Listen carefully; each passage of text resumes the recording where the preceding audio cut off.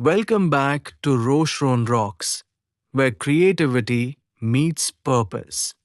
Today isn't just another activity, it's a celebration of our one and only home, Earth.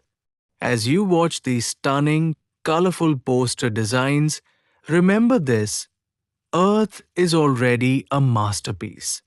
With its deep blue oceans and lush green forests, it gives us everything. And now, it's our turn to give something back. But here's the twist. What if I told you that waste isn't waste at all?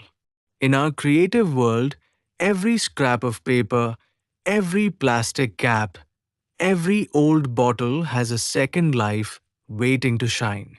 From eye-catching 3D trees made of cardboard to bold posters shouting "Be the change," these ideas prove one powerful thing: small hands can create big impact.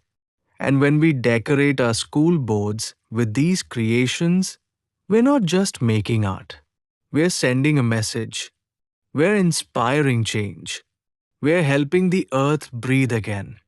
Now, if you want to create a prize winning poster, here's the secret: reuse magic.